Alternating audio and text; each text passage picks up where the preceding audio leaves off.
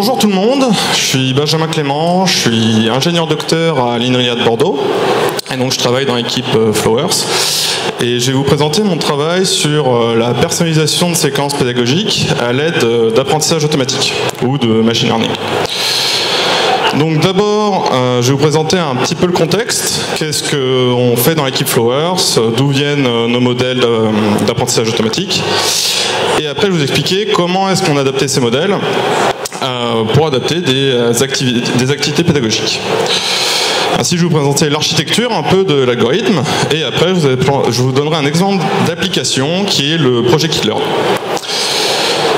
Donc, dans l'équipe Flowers, on étudie des modèles du développement de l'enfant.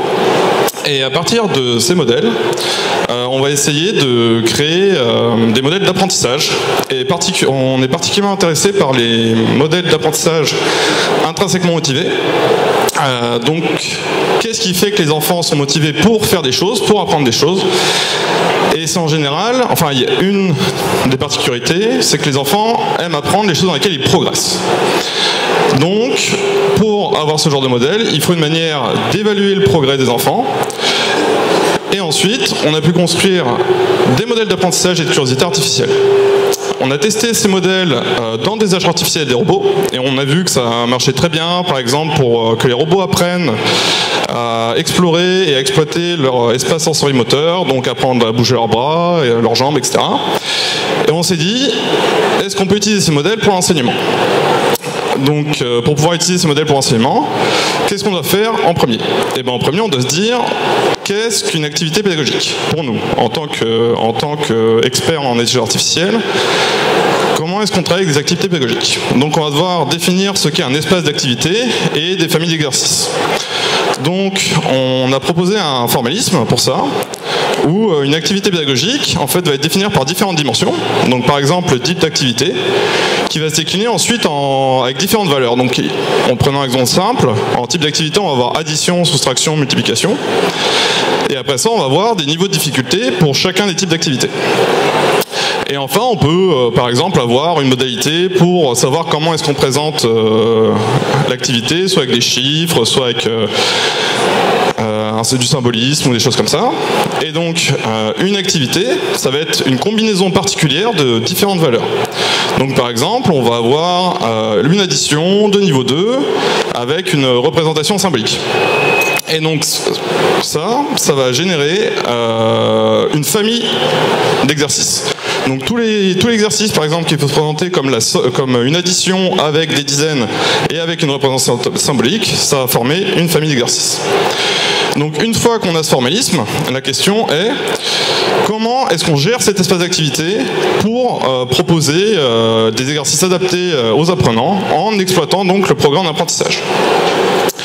Donc pour faire ça, nous utilisons ce qu'on appelle des algorithmes de bandits multibras. Donc ce sont des algorithmes au départ qui sont utilisés pour étudier les machines à sous. Donc par exemple, vous êtes dans un casino, vous avez plein de machines à sous, et vous voulez savoir comment gagner plein d'argent. Et bien vous allez jouer aux différentes machines, et après en faisant de l'inférence statistique, vous allez trouver quelle est la machine qui a la meilleure espérance de gain. Et bien là c'est un peu la même chose, sauf qu'au lieu d'avoir des machines à sous, on a donc les dimensions des activités avec les différentes valeurs, et au lieu d'avoir un gain en argent, on a un gain en apprentissage. On va mesurer le progrès et ça va être ça qu'on va tenter de maximiser. Donc à partir de ça, on a proposé une architecture et un algorithme qu'on appelle ZPDES pour Zone of Proximal Development and Empirical Success. Donc cette architecture, cet algorithme repose donc sur la définition d'un espace d'activité par des experts en pédagogie. Ensuite, on va avoir des méthodes pour estimer le programme d'apprentissage des enfants, ou des apprenants. Et donc cette estimation va être basée sur le taux de réussite des élèves au cours du temps. Et enfin, on va utiliser les algorithmes de bandits multibras pour explorer l'espace d'activité et exploiter les activités qui amènent le plus de progrès aux enfants.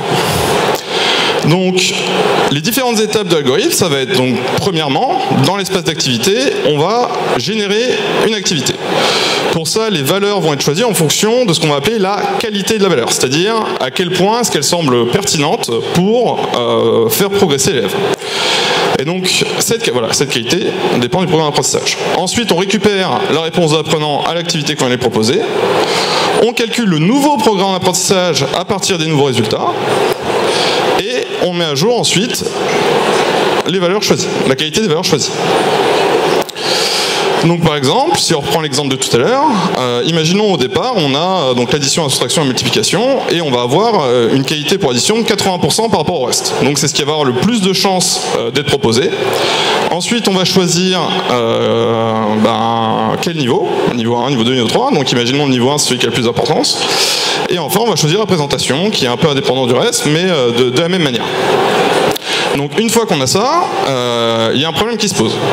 Le problème est, on ne peut pas proposer tout dès le départ aux enfants.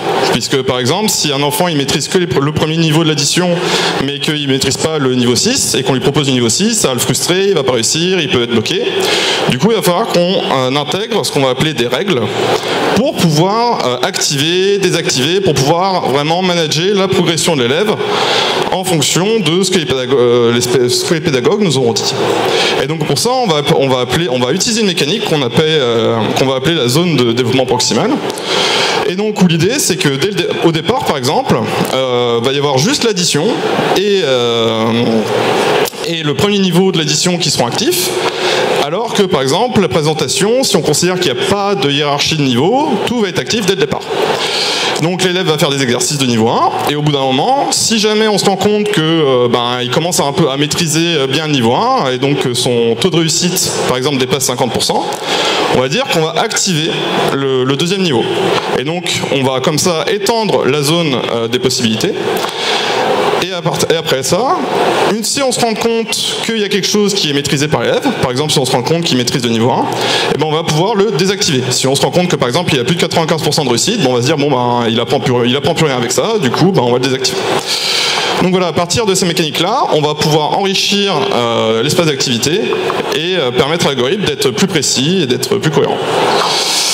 Donc, nous avons testé ces algorithmes dans un scénario éducatif, donc un scénario KidLearn, qui propose aux élèves de la composition à partir de pièces et de billets. Donc, soit ils sont clients, soit ils sont marchands, et avec différents niveaux de difficulté. Donc on a testé ce scénario en Aquitaine, en collaboration avec le rectorat, avec, je crois à la fin, on était aux environs de 1000 élèves. Donc ça a plutôt bien marché, les élèves ont bien appris, donc voilà, c'était très cool. Et voilà, je pense que je vais m'arrêter là pour le temps. Merci pour votre attention. Merci beaucoup.